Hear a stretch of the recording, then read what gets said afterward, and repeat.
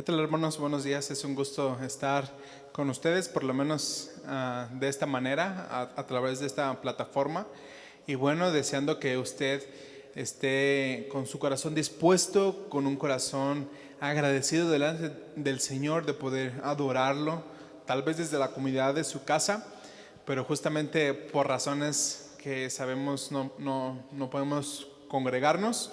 Pero de igual manera, mis hermanos, yo les animo a que siga viendo de parte de su corazón esta necesidad de desear escuchar la palabra del Señor, de gozarse, de edificarse, ¿verdad? Con las alabanzas, con todo este programa que hacemos para ustedes, sentados todos ahí en la sala de su casa, teniendo comunión con su familia, ¿verdad? Y justamente empezamos este culto, mis hermanos. Es un placer poder adorar al Señor este día. Y si usted tiene su Biblia por ahí, puede ir rápidamente por su Biblia y buscar el Salmo 40. Y justamente es un salmo de liberación, dice el título ahí en la Reina Valera. Y nos habla justamente de agradecer al Señor, de alabar al Señor por lo que ha hecho en nuestras vidas. Dice el Salmo 40, verso 1: Pacientemente esperé a Jehová, y se inclinó a mí y oyó mi clamor, y me hizo sacar del pozo de la desesperación, del lodo cenagoso. Puso mis pies sobre peña y enderezó mis pasos. Puso luego en mi boca cántico nuevo, alabanza a nuestro Dios. Verán esto muchos y temerán y confiarán en Jehová. Bienaventurado el hombre que puso en Jehová su confianza y no miró a los soberbios ni a los que se desvían tras la mentira. Has aumentado, oh Jehová mío, tus maravillas y tus pensamientos para con nosotros. No es posible contarlos ante ti. Entonces, si el autor de este salmo deseaba adorar al Señor por esta liberación, hermanos, justamente nosotros también podemos hacerlo, porque el Señor nos ha salvado del pecado, el Señor nos ha salvado de la condenación eterna, el Señor nos ha salvado muchas veces de muchos accidentes que tal vez ni siquiera sabemos, ¿verdad? Pero justamente hay una salvación perpetua y eterna, y es la salvación de nuestra alma, y Él ha de cumplir su promesa, porque Él es fiel y es verdadero. ¿Qué le parece si oramos, mis hermanos? Incline ahí su rostro y vamos a orar por este tiempo. Que el Señor bendiga y también nos ayude a nosotros poder servirlo en este programa. Padre, tantas gracias, mi Señor, por este tiempo. Gracias por el trabajo de mi hermano Beto, de Susi, de Uriel, de Edgar, todos los que estamos aquí. Sabemos que es por tu gracia. Sabemos, mi Señor, que al final, aunque las cosas no van como nosotros queremos, como nosotros deseamos, aún así tú nos enseñas. Y te damos gracias, porque al final ese trabajo es por mera gracia y por mera misericordia. Ayúdanos, mi Dios, a poder servir a tu pueblo, a poder ser edificados y edificar también. Gracias, Padre. Te ponemos todo esto en tus manos, en el nombre de Cristo Jesús. Amén. Pero les voy a pedir a mis hermanos de la alabanza si gustan estar pasando, y para ser edificados con lo que el Señor tiene para nuestras vidas. Que Dios los bendiga, hermanos.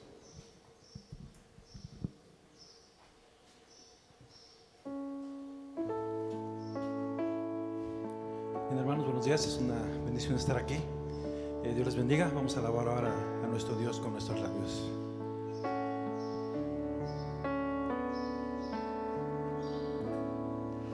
No existen más motivos, Señor. Venimos hoy rendidos a ti, la única razón de nuestra adoración hoy eres tú. Elevamos olor fragante para ti, solo a ti sea la gloria, Señor, la alabanza y la adoración. Toda rodilla se doble ante el único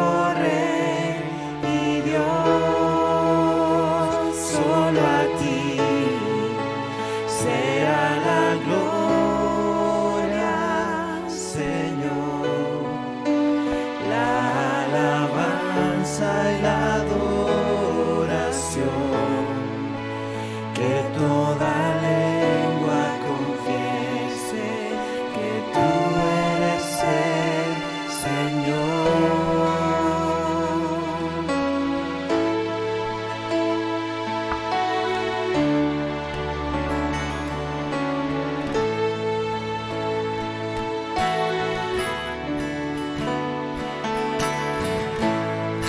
No existen más motivos, Señor. Venimos sorprendidos a ti, la única razón de nuestra adoración hoy eres tú. Elevamos olor fragante para ti,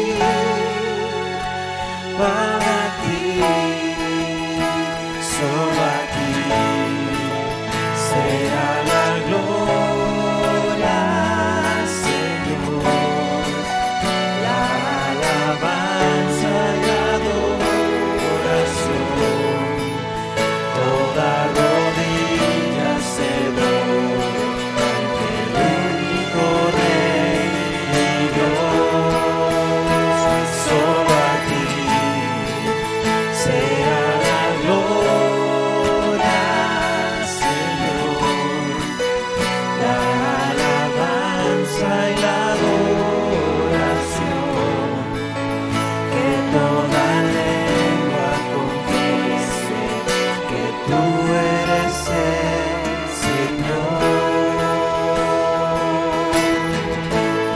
Eres el Señor. Eres el Señor.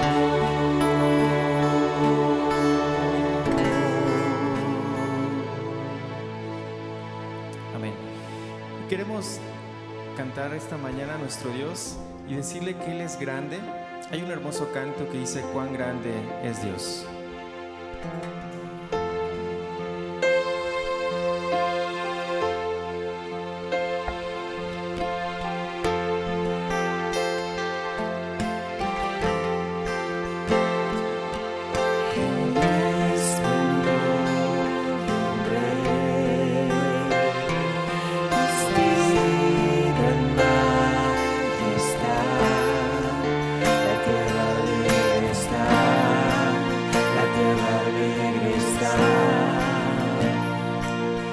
Cubierto está de luz, en sola oscuridad, y tiembla su voz, cuán grande es Dios, cántale cuán grande es Dios, y todos lo verán, cuán grande es Dios. Una vez más, cuán grande es Dios. Cuán grande es Dios, cántale cuán grande es Dios,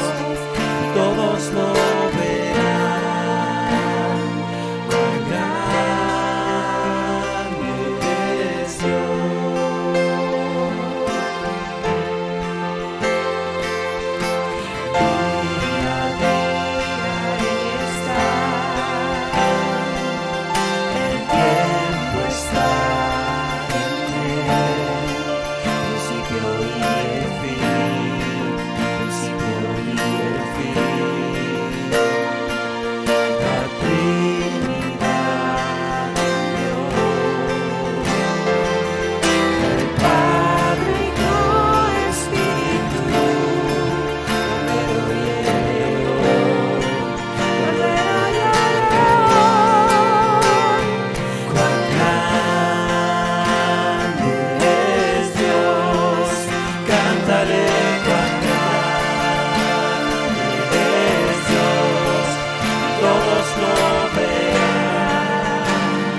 Cuán grande es Dios.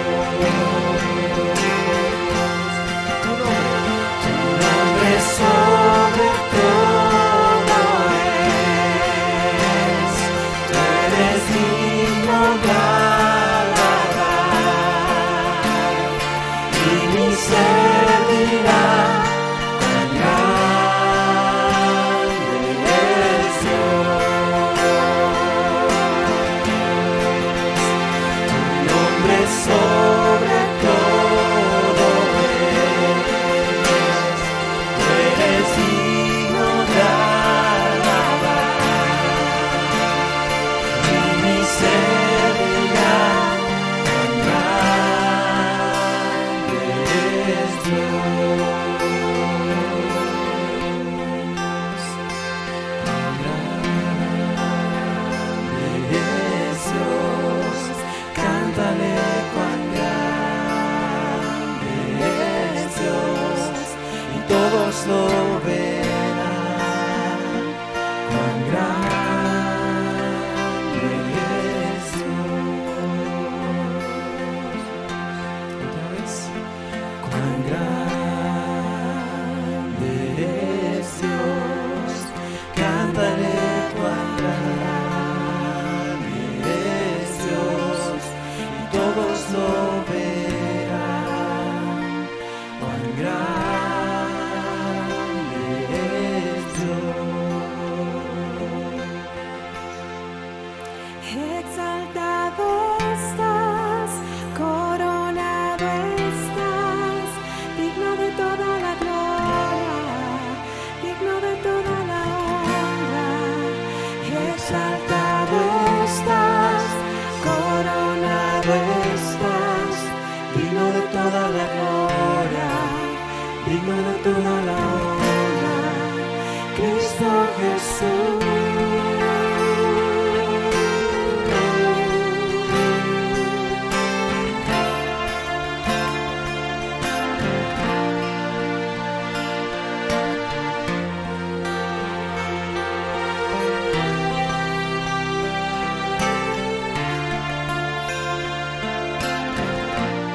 Del cielo bajaste.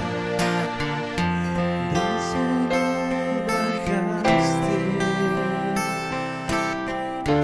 por mí te entregaste, el precio tú pagaste, tomaste mi lugar.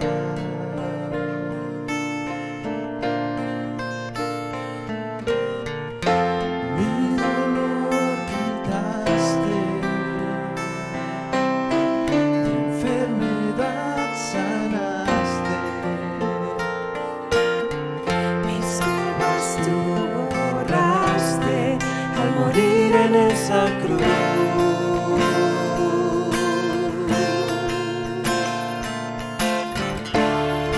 inmolado fuiste, Cordero de Dios, te levantaste con gloria y poder, Rey vencedor, Alfa y Omega, el gran yo soy, pronto volverás,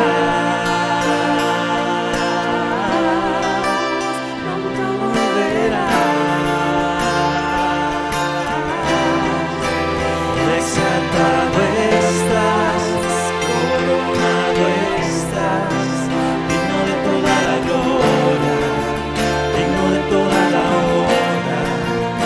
Exaltado estás, coronado estás, digno de toda la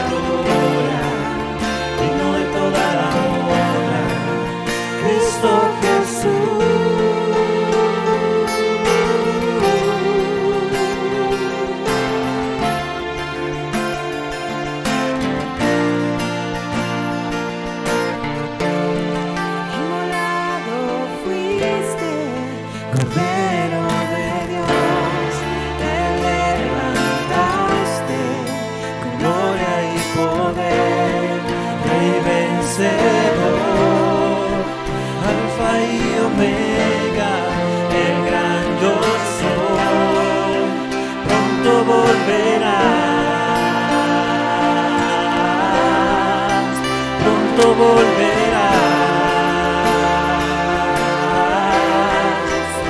Exaltado estás, coronado estás, digno de toda la gloria, digno de toda la honra. Exaltado estás, coronado estás, digno de toda la gloria, digno de toda la honra, Cristo Jesús.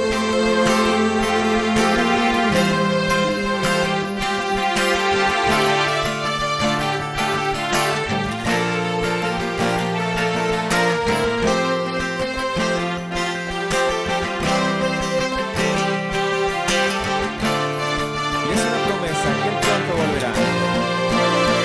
Pronto volverás, pronto volverás, pronto volverás, Cristo Jesús. Pronto volverás, pronto volverás, pronto volverás, Cristo Jesús.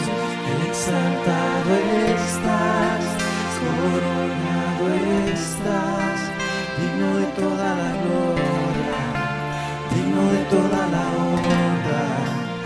Exaltado estás, coronado estás, digno de toda la gloria, digno de toda la honra, Cristo Jesús.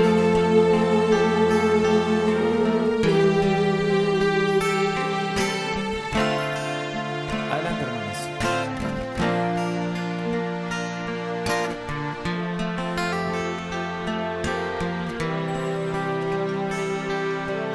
Muy bien, pues gracias a Dios por ese tiempo, gracias que nos da la oportunidad de cantarle, de alabarle y nos toca el momento de la predicación, mis hermanos. Prepare usted su corazón.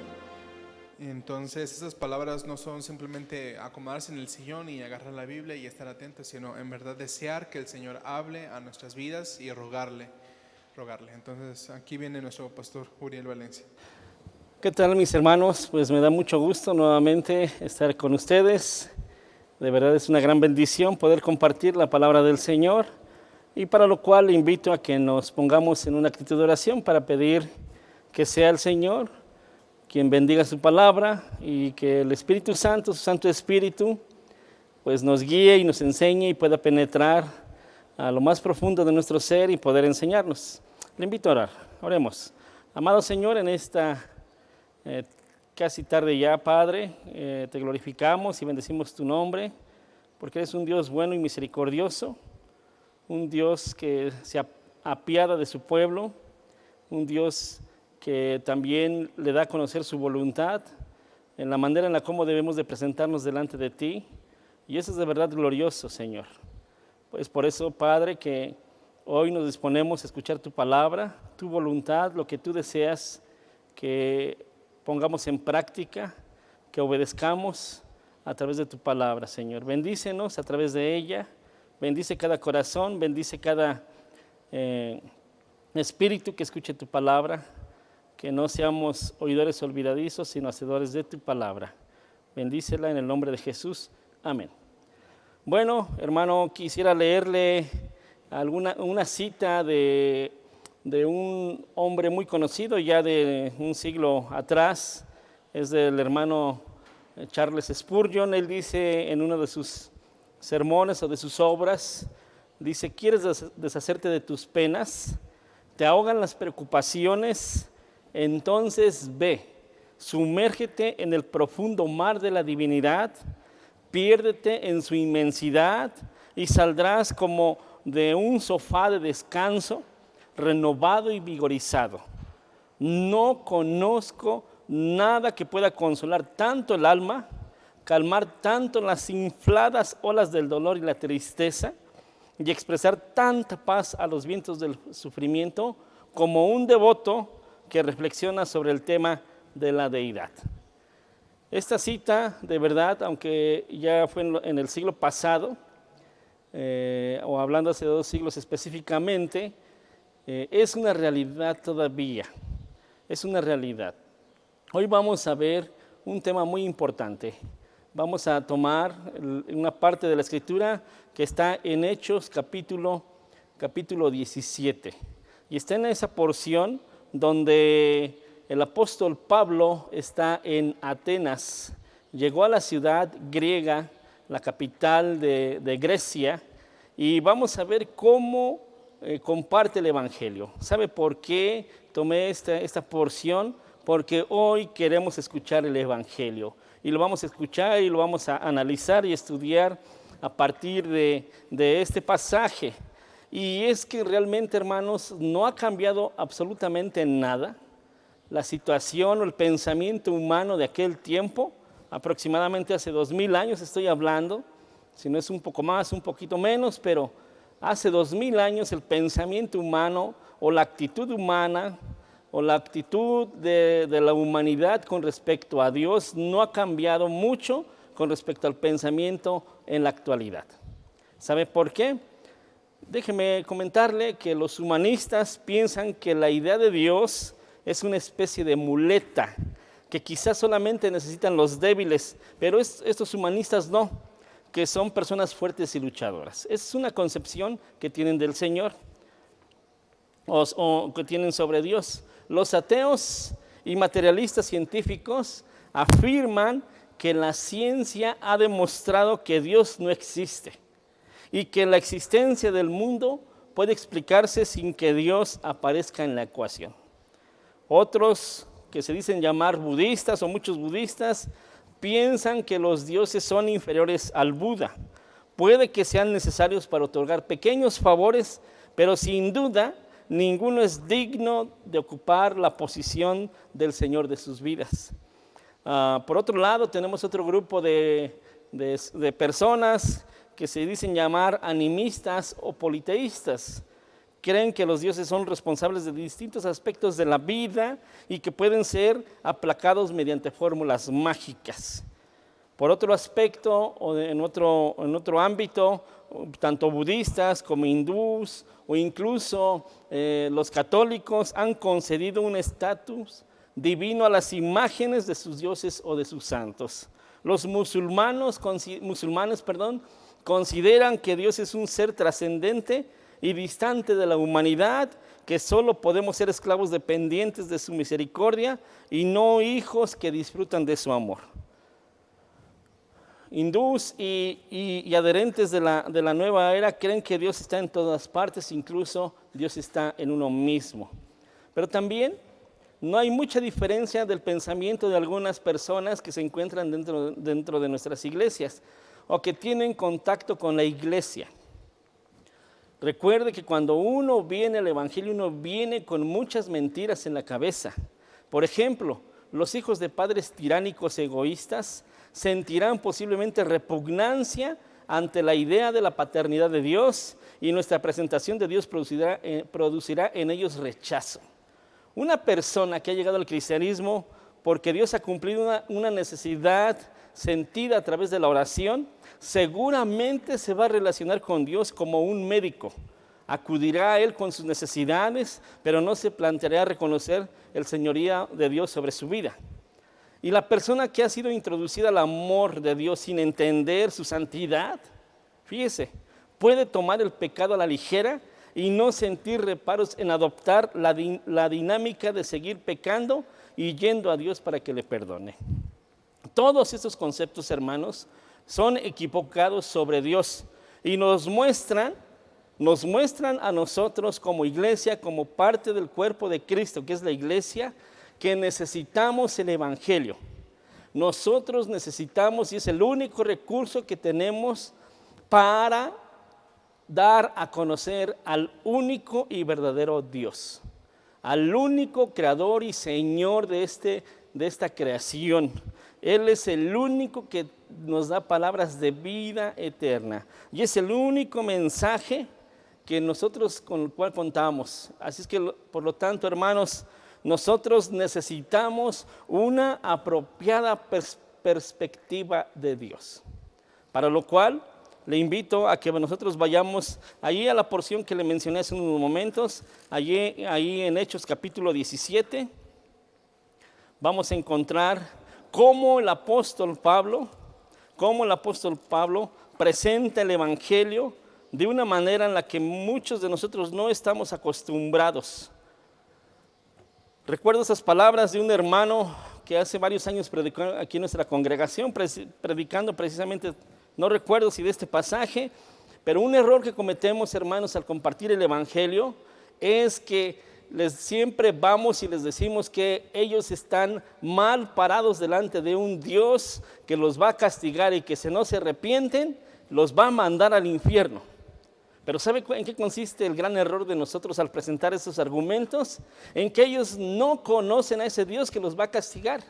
Y este hermano que predicaba con respecto a este punto decía, es como si fuéramos y le dijéramos, ¿sabes qué? Carlos te va a venir a castigar porque tú no le has dado tal cosa. Bueno, entonces la persona que le estamos diciendo eso va a decir, bueno, ¿y quién es Carlos? Estamos totalmente correctos desde esa perspectiva, porque muchas personas tienen o conocen a Dios desde su perspectiva humana. Ellos han inventado, han imaginado, ellos han formado un Dios de acuerdo a su medida. Y esa es la naturaleza del ser humano. Y es aquí, hermanos, donde nosotros vamos a ver cómo el apóstol Pablo plantea el Evangelio, pero lo hace desde esta perspectiva, dándoles a conocer al Creador y Señor, al verdadero Dios de la humanidad. Y lo presenta de una manera muy interesante, hermanos, y ese es el propósito por el cual vamos a estudiar esta porción. Vamos ahí en Hechos capítulo 17, ya sin más preámbulos, versículo 16. Hechos capítulo 17, versículo 16. Recuerde que el autor de este libro es Lucas el evangelista. Él está relatando la historia, tanto la biografía del Señor Jesucristo como también el desarrollo, tanto desde el origen y cómo se fue desarrollando la iglesia, cómo fue avanzando y creciendo y cómo se fue extendiendo el evangelio, no solamente desde a los judíos, sino desde los judíos a los gentiles. Y en esta ocasión está el apóstol Pablo llegando a la ciudad de Atenas. Por voluntad divina, por circunstancias divinas, el apóstol Pablo tiene que ser llevado a esa ciudad. Y dice el versículo 16, mientras Pablo los esperaba en Atenas, su espíritu se enardecía viendo la ciudad entregada a la idolatría. Así que discutía en la sinagoga con los judíos y piadosos y en la plaza cada día con los que concurrían. Y algunos filósofos de los epicúreos y de los estoicos disputaban con él, y unos decían, ¿qué querrá decir este palabrero? Y otros, parece que es un predicador, que es predicador de nuevos dioses, porque les predicaba, nos dice Lucas, del evangelio de Jesús y de la resurrección. Y tomándole, le trajeron al Areópago diciendo, ¿podremos saber qué es esta nueva enseñanza de que hablas? Pues traes a nuestros oídos cosas extrañas. Queremos pues saber qué quiere decir esto. Y Lucas añade entre paréntesis en el versículo 21, porque todos los atenienses y los extranjeros residentes allí en ninguna otra cosa se interesaban, sino en decir o en oír algo nuevo. Qué impresionante, de verdad, qué impresionante lo que el Espíritu Santo nos quiere enseñar.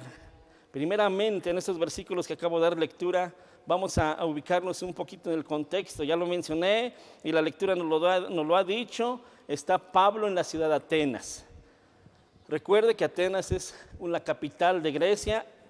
En este tiempo en el que Pablo estaba ya en Atenas, Atenas ya no estaba en su mayor apogeo, sino era la ciudad de Corinto.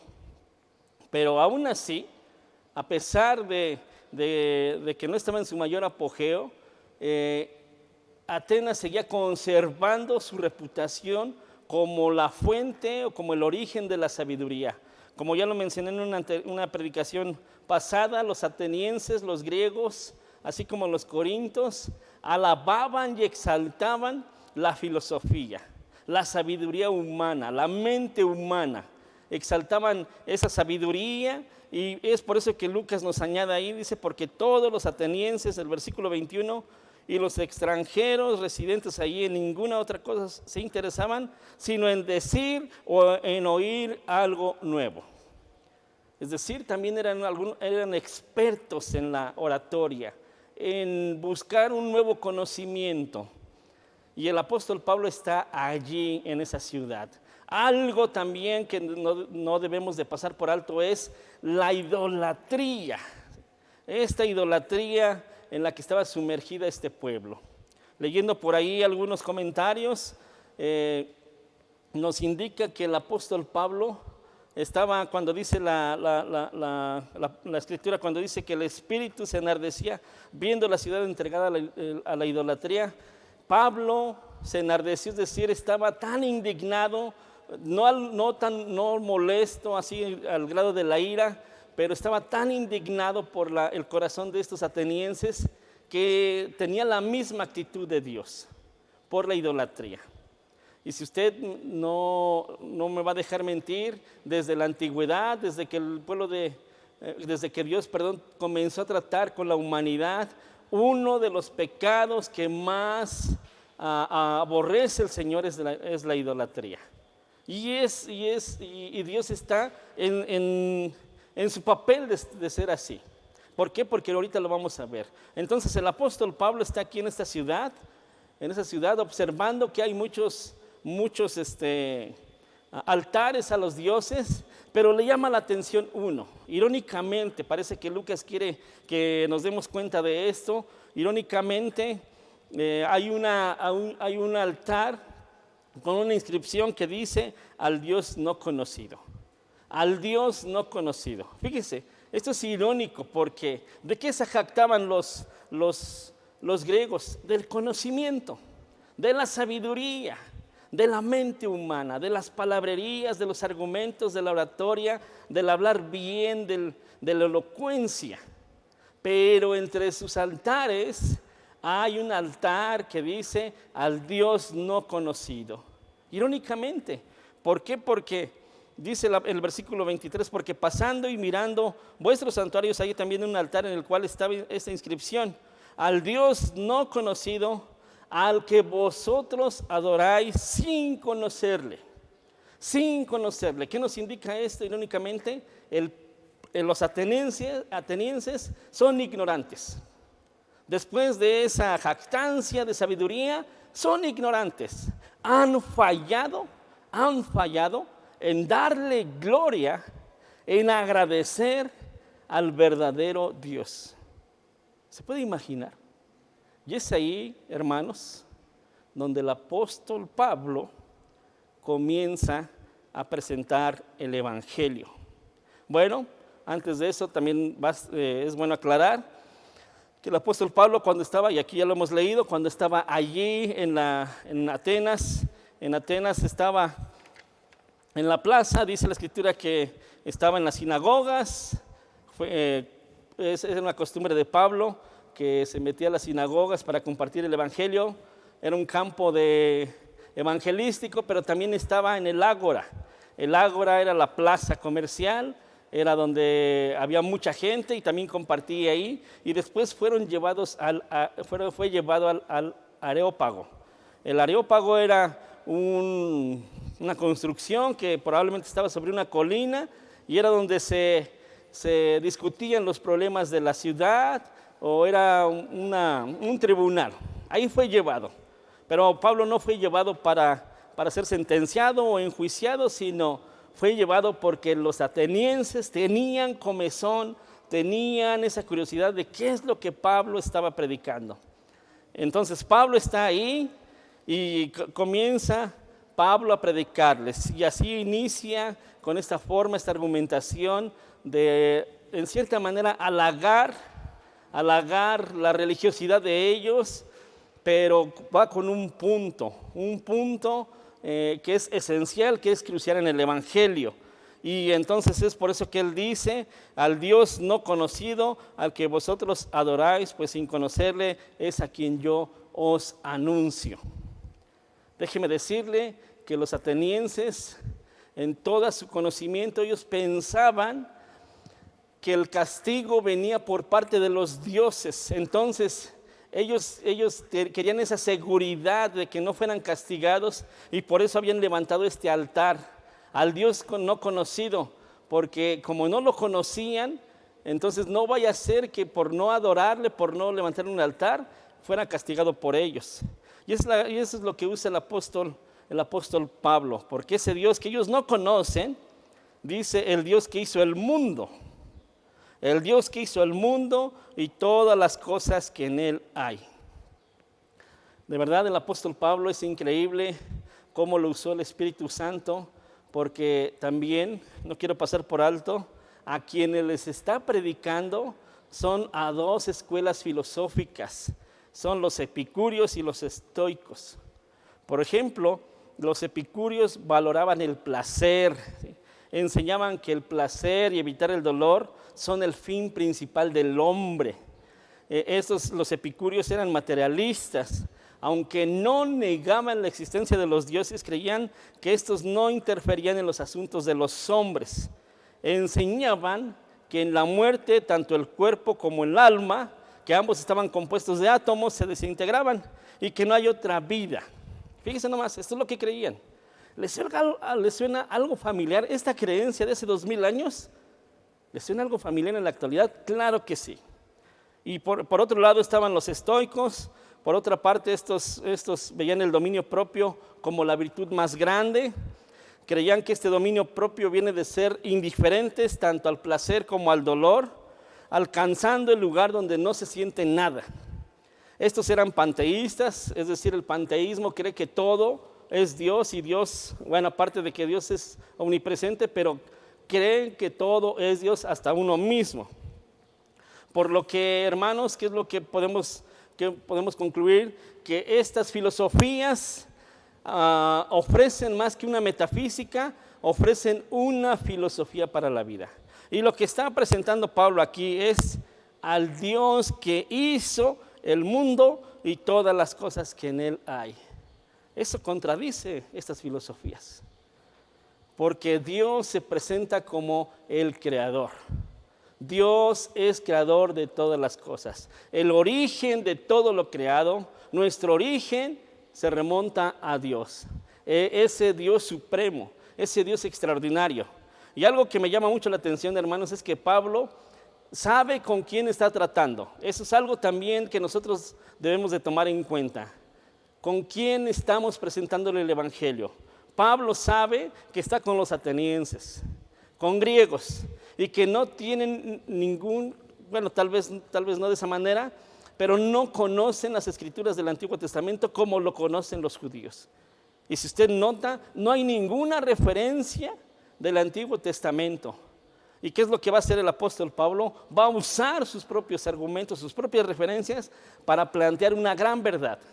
Que Dios es un Dios creador, y dice después, y todas las cosas que en él hay, siendo Señor del cielo y de la tierra.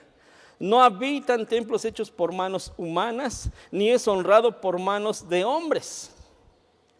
Fíjese nomás, qué forma el Espíritu Santo presenta este evangelio. ¿Por qué lo digo así, hermanos? ¿Cómo era el pueblo ateniense? ¿Cómo eran estos griegos? Eran idólatras. Se creían tan religiosos, tan sabios, creían poseer toda la sabiduría, creían poseer todo el conocimiento y el camino para llegar a un fin. Tenían respuestas para la cosmovisión humana, pero han fallado, hermanos. Ellos han fallado en atinar al verdadero conocimiento del Creador. ¿Por qué?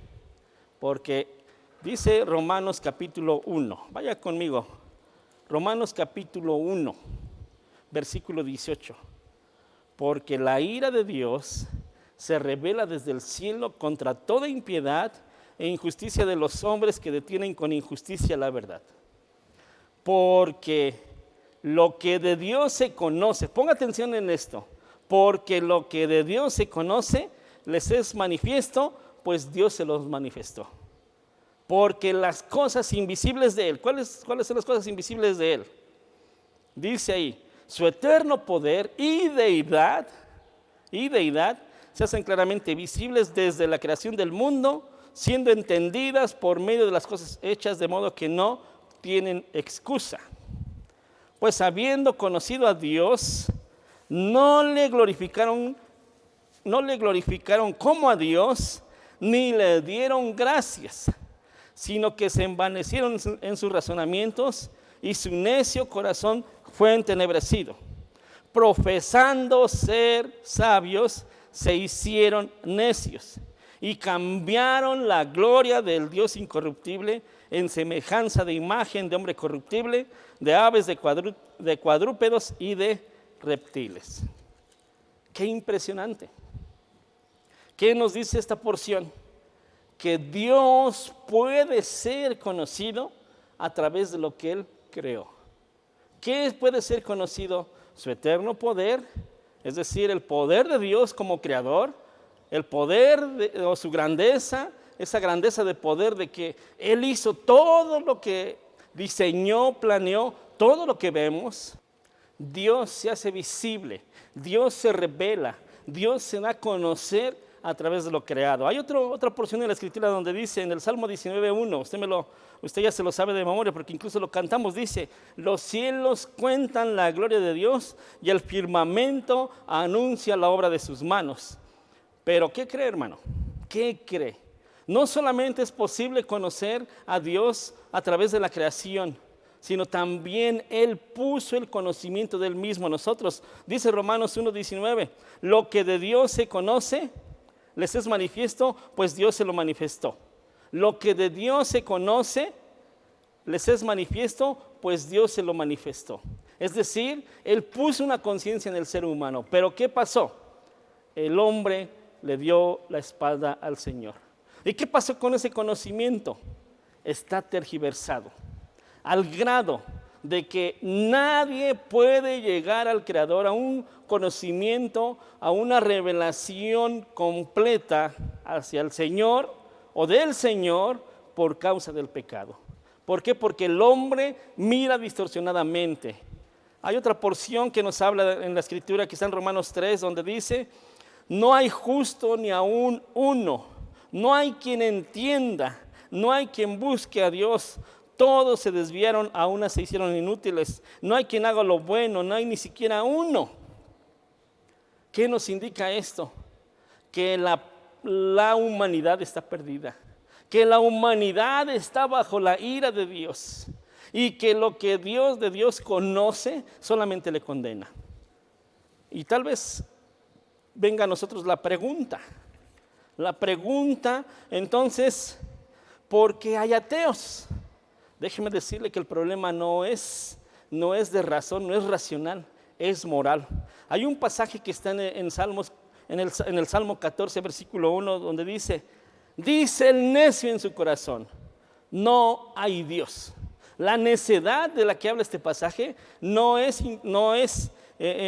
intelectual, es moral. Porque dice la segunda línea, se han corrompido, hacen obras abominables, no hay quien haga el bien. Así es que el rechazo de Dios por parte del ateísmo atrae a personas que quieren evitar el juicio debido a su estilo de vida pecaminoso. Y eso también lo leímos en Romanos. El hombre no quiere ir al Creador, no quiere ir. ¿Por qué? Porque ama más las tinieblas, ama más su pecado, ama más sus obras malas. Y esta era la situación de estos atenienses. Tenían una mala concepción del Señor, a pesar de que han mostrado evidencia de que quieren estar cerca de Dios, pero es un Dios que ellos han inventado, un Dios que está a su nivel.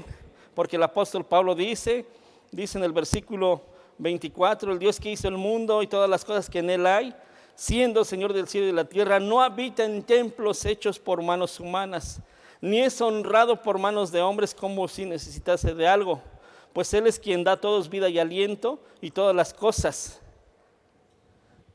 A pesar de que Dios nos creó, y puso la firma de Él en nosotros, haciéndonos a su imagen y semejanza, Él no es igual que nosotros.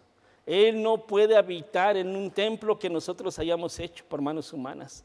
Él está por encima de su creación. ¿Por qué? Porque Él es diferente a nosotros. Y dice el versículo 26, y de una sangre ha hecho todo el linaje de los hombres para que habiten sobre la faz de la tierra, y les ha purificado el orden de los tiempos y los límites de su habitación, para que busquen a Dios, sin alguna manera palpando puedan hallarle, aunque ciertamente no está lejos de cada uno de nosotros. ¿Por qué? Dice el apóstol Pablo, porque en Él vivimos y nos movemos y somos como algunos de vuestros propios poetas, también han dicho, porque linaje suyo somos. Fíjense nomás, Dios siendo creador, siendo Señor, siendo un ser trascendente, alguien que está por encima de su creación, Él nos creó con un propósito divino. ¿Y cuál es ese propósito divino? Relacionarnos con Él. Entonces, ¿qué es lo que plantea Pablo aquí? Diciendo en esas palabras que no está cerca, que no está lejos de nosotros. Que incluso dice más adelante que nosotros podemos buscarle palpándolo. Mire, Dios se ha revelado. Y amigo o amiga que tal vez también puedas ver este mensaje, Dios se ha revelado. Dios se reveló a través de la creación y Dios se ha revelado en ti. Dios ha puesto el conocimiento de Él en ti, pero eso no es suficiente. ¿Y sabes qué es lo que Dios espera? Lo que Dios menos espera de nosotros es que toda la creación, toda la humanidad, por lo menos se incline y le adore. Pero eso es lo ideal. Eso es lo ideal. En la actualidad vemos cómo muchas religiones adoran a sus dioses. Y es una gran devoción al grado de que están horas enteras tirados por el piso. Pero no es al Dios verdadero. No es al Dios verdadero. Al contrario, dice aquí, Dios no necesita de nuestra adoración. Dios no ocupa de nosotros. Al contrario, nosotros ocupamos de Él. ¿Por qué? Porque Él nos creó y Él nos provee, y esa es otra característica que el apóstol Pablo presenta aquí. Él es nuestro proveedor, Él es quien controla. ¿Usted puede imaginarse si Dios abandonara su creación? ¿Puede imaginarse el caos que se armaría en este universo creado? Pero Dios diseñó todo perfectamente para que funcione y Él está pendiente de esa creación. No se le escapa ni el más mínimo detalle. Ni siquiera las vidas pecaminosas de los ángeles caídos, ni de las vidas y pecados de la humanidad. Él es soberano por encima de todo.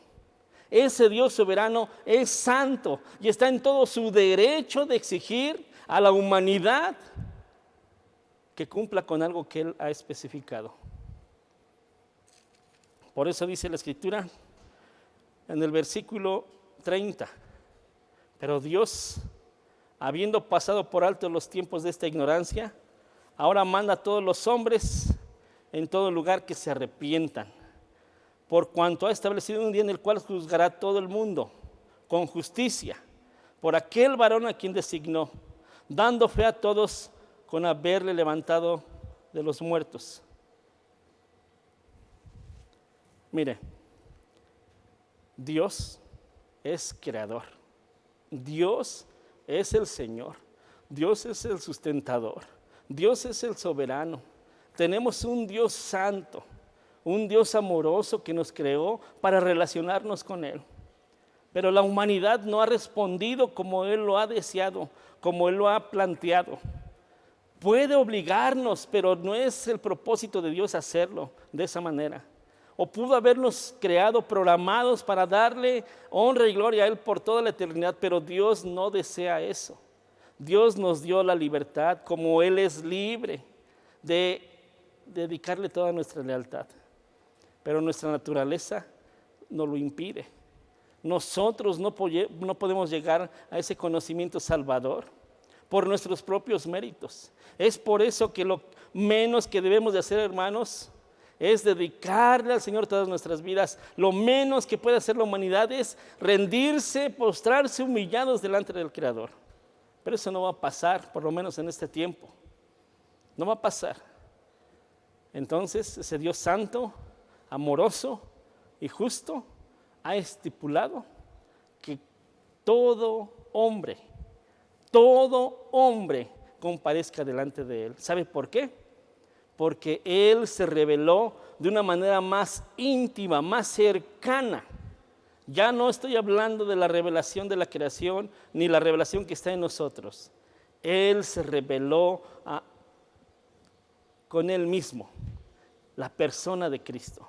La segunda persona de la Trinidad vino, bajó, se hizo hombre. ¿Y por qué se hizo hombre? Él mismo lo dijo. Porque vino a salvar lo que se había perdido. Entonces Él tiene todo el derecho, hermanos, amigos, amigas que nos pueden mirar, Él tiene todo el derecho de exigir qué es lo que hacemos delante de la obra que Él ha determinado, de la salida que Él nos ha dado, del camino. Él tiene todo ese derecho. ¿Por qué? Porque Él es nuestro creador. ¿Cuánto más dándonos la salvación que es a través de su Hijo Jesús? Por eso dice aquí la Escritura, por cuanto ha establecido un día en el cual juzgará al mundo con justicia, por aquel varón a quien designó, dando fe a todos con haberle levantado de los muertos, es decir, a Jesucristo. Algún día vamos a comparecer delante del Señor Jesucristo. ¿Y sabe cuál es la garantía? Aquí el apóstol Pablo lo menciona, de este juicio. ¿Qué es lo que nos garantiza? La resurrección de Cristo. ¿Por qué? Porque dice la Escritura que Él resucitó al tercer día y ahorita está sentado a la diestra de Dios. Y también dice la Escritura que un día va a regresar a juzgar a toda la humanidad. A toda la humanidad. Y es por eso que pide que todo mundo se arrepienta, vivas donde vivas. Todo mundo se arrepienta. Ahora sí, ya sabes quién es Dios. Por lo menos por lo que hemos visto aquí. Dios es tu creador. Dios es tu Señor, es el amo de tu vida. Entiende, tú no eres el amo de tu propia vida. Él es tu sustentador. Todo lo que tú tienes ahora es por Dios. No es por ti mismo, ni por tu esfuerzo, ni por tu trabajo. Tu propia vida, el hecho de que tú estés respirando, no viene de ti mismo, viene del don de Dios, del favor que Dios tiene hacia ti. ¿Y por qué no ha hecho el juicio o no ha ejecutado su juicio desde el momento en que cada vez que pecamos? Porque Él es benigno, Él es bondadoso y se ve en que no lo ejecuta porque espera que tú y yo nos arrepintamos. Arrepiéntete. Jesucristo te ofrece esto hoy. Dios es un Dios amoroso y por eso ha enviado a su Hijo Jesús a morir por ti y por mí. La razón por la cual vino Jesucristo es por tus pecados y por mis pecados. Dice la Escritura que la paga del pecado es muerte, mas la dádiva de Dios es vida eterna en Jesucristo Señor nuestro. Y en otra porción de la Escritura dice que Jesús no vino a condenar al mundo, sino vino a salvar al mundo. Eso es lo que te ofrece hoy. Es lo que te ofrece el Evangelio.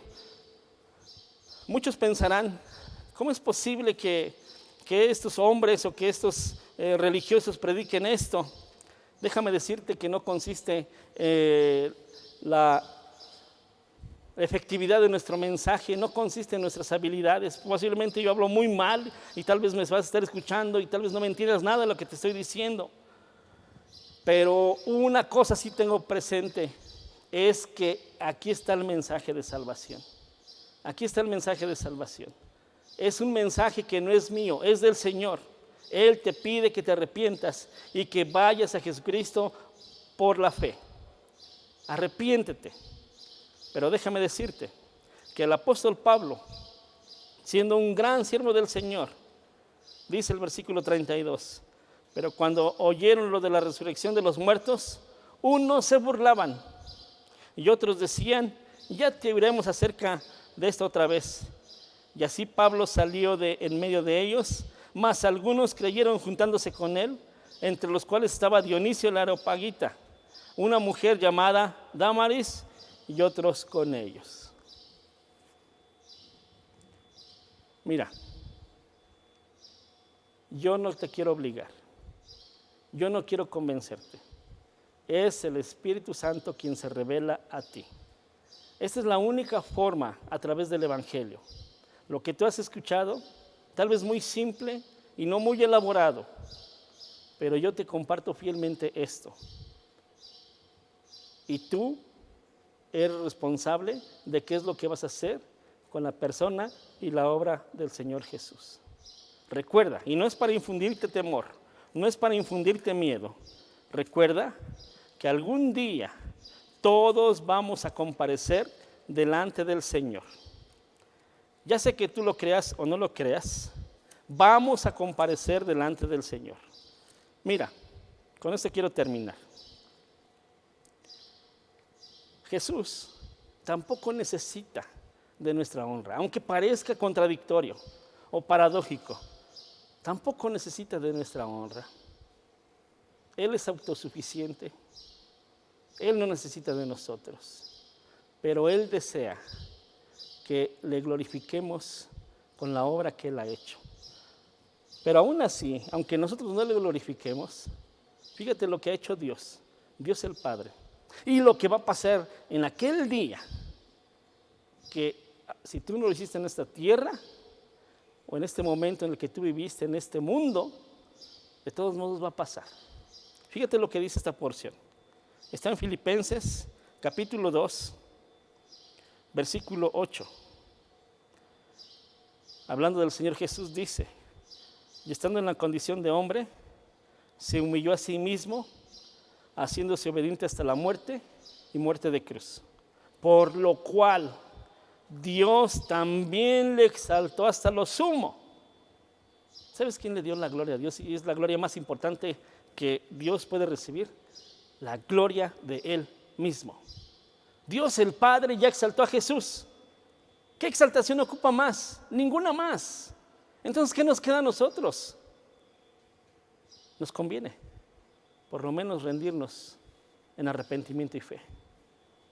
Dice, le exaltó hasta lo sumo y le dio un nombre que es sobre todo nombre. Y ahí te va, escucha bien esto. Para que en el nombre de Jesús se doble toda rodilla de los que están en los cielos y en la tierra y debajo de la tierra. Y toda lengua confiese que Jesucristo es el Señor, para la gloria de Dios Padre. Mira, va a haber un momento en el que, ya sea que sea cuando tú mueras o antes de ser lanzado al infierno, tú vas a postrarte. Todo mundo vamos a estar delante de Él y vamos a reconocer que Jesucristo es el Creador y Señor de nuestras vidas. Te guste o no te guste.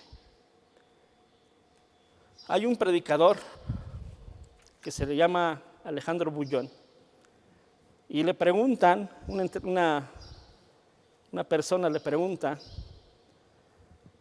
¿qué pasaría si todo lo que él predica no fuera verdad? Y él le contesta algo más o menos así más o menos lo recuerdo. Le dice, vamos a suponer que al final de todo esto, primeramente vamos a suponer que sí es cierto, tú tienes razón, tú que crees que Dios no existe, que no hay vida más allá de la muerte y todo eso, tú que no lo crees, vamos a suponer que hasta ese final, al final no hubo nada. ¿Qué tienes que perder tú? Nada. ¿Qué tengo que perder yo? Nada. Pero vamos a suponer que si al final de esos días, de todo este mundo, si hay un Dios que nos va a juzgar, si hay un infierno y hay un cielo, ¿qué perdiste tú? Tú perdiste todo. Y yo gané mucho. Es de pensarse. Así es que, amigo o amiga, público que nos mira, ven al Señor Jesús, arrepiéntete y ve a la cruz con tu fe. Cree en el Señor Jesucristo y vas a hallar salvación. Reconócelo como el Señor de tu vida. Y hermanos de Iglesia Bíblica en la Roca, que pensamos que estamos aquí, y eso esperamos y confiamos, que estamos de este lado.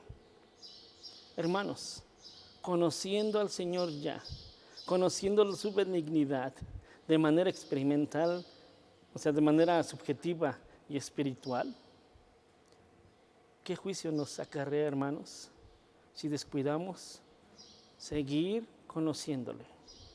Hermano, ¿a quién estás adorando? Deleítate en el Señor, deleítate en su obra, en la obra de la cruz. Crece en conocimiento, crece en adoración, póstrate en humillación día con día delante del Señor. Que el Señor te bendiga.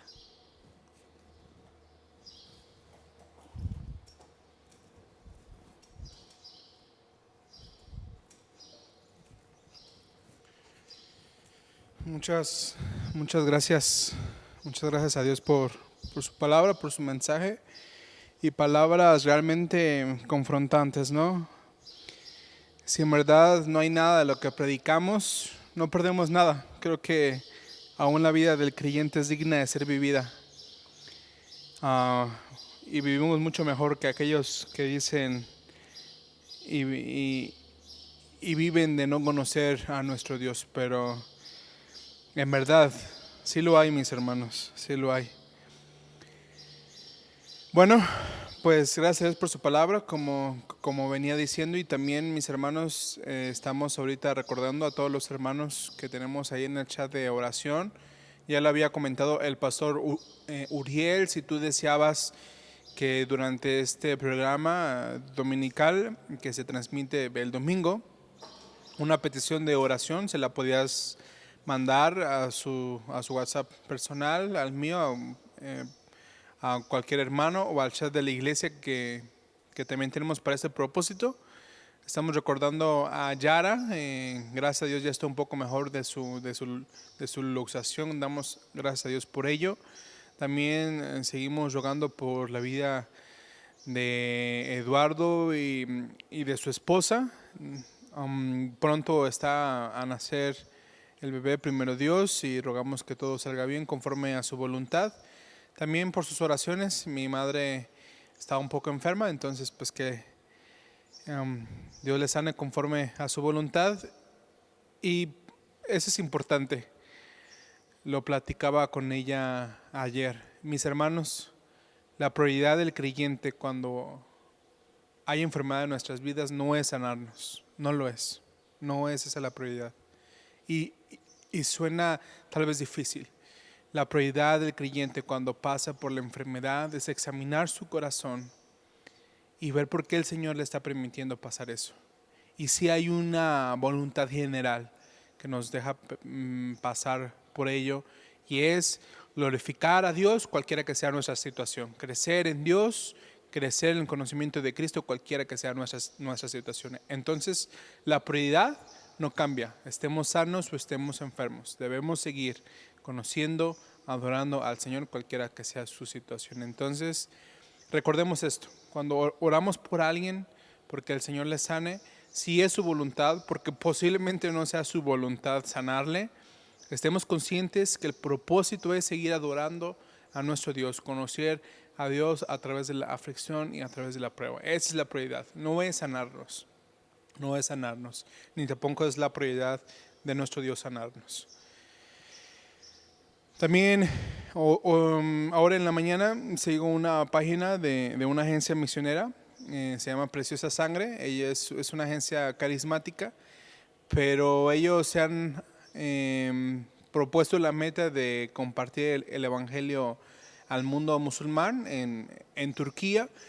Es donde más espacio les dan para compartir el evangelio. En ese país no es un delito por los derechos humanos porque está agregado a la Unión Europea, pero justo hoy en la mañana, el día de hoy en la madrugada, allá ya es de mañana, los arrestaron a todo el grupo. Ese grupo pues es latino.